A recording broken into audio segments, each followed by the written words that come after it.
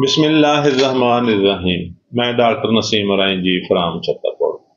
अच्छा दोस्तों, एक भाई का मैसेज आया कि डॉक्टर साहब पुराने सुजाक की वजह नाल पेशाब दी नालियां जगर गंढा बन जान, पेशाब जल के आवे, रंगत पीली हो जाए, दर्द होवे ते किहड़ी दवाई लैनी चाहिए है।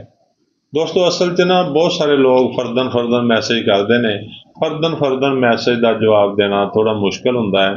इसलिए असी सोचते हैं कि चलो एक वीडियो बना दो, ये लोगों के काम आती रहे और जिन्होंने लोगों ये मसला है, ये तकलीफ है, वो ये तो फायदा उठा सकन। साडी अज की वीडियो भी इस वास्ते एक वीडियो बना रहे हैं असी, ताकि वो लोग जिन्होंने सुजाक आ या सुजाक की वजह नाल पेशाब दी नालियां च गंढा बन गई ने और उन्होंने दर्द और जलन होंदा है, वो इस तो फायदा उठा सकन। अच्छा दोस्तों, करना की आ, अगर किसी भाई नूं इस तरह की सूरत हाल पैदा हो गई आ और उन्होंने ये तकलीफ है, तो ये दो मैडिसन ऐसी ने जिहड़ी बहुत वाजिया और क्लियर असर करने वाली दवाइयां ने। सब तो पहली मैडिसन है कैंथेरस। कैंथरस नूं तुसीं 200 तक च लै सकते हो। 5 कतरे दिन च एक दफ़ा पीओ, पेशाब दे विच जलन और दर्द नूं ये ठीक कर देगी।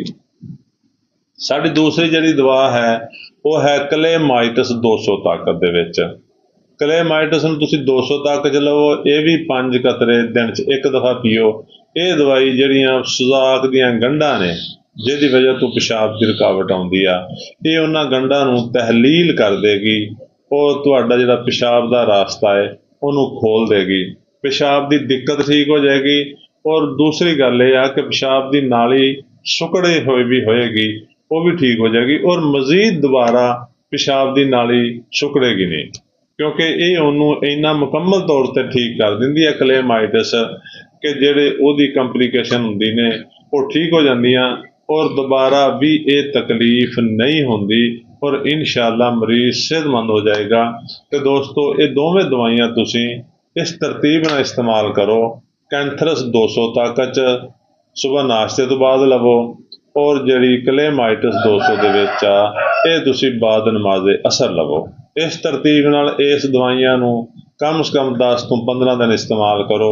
3-4 दिन दे विच तुसीं देखोगे कि मरीज नूं अफाका हो गया है और उहदी तकलीफ च कमी आनी शुरू हो गई आ, दर्द और जलन भी ठीक होना शुरू हो गया है, पेशाब की जिहड़ी रुकावट आ वो भी ठीक होना शुरू हो गई आ और पेशाब खुल के आना शुरू हो गया है। तो मजीद जो थोड़े दिन दवाई इस्तेमाल करोगे इंशाअल्लाह मुकम्मल तौर पर तुसीं ठीक हो जाओगे और तुहानूं कोई भी मसला नहीं रहेगा।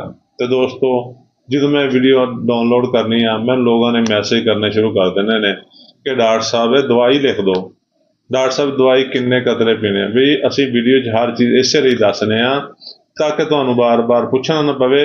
जे हर बंदे नूं दवाई लिख के देनी होंदी फिर वीडियो बनाउण दा मकसद ही कोई नहीं सी।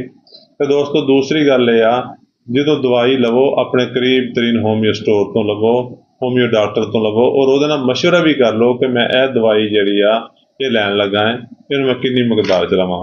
इंशाअल्लाह उम्मीद आ कि हर डॉक्टर तुहानूं बेस्ट मशवरा देगा और उहदा तुहानूं तरीकाकार भी दस देगा। साडी वीडियो नूं लाइक ते शेयर कर लिया करो ताकि वीडियो होर लोगों तक पहुँचे और उन्हों का फायदा होवे। शुक्रिया, अल्लाह हाफिज़।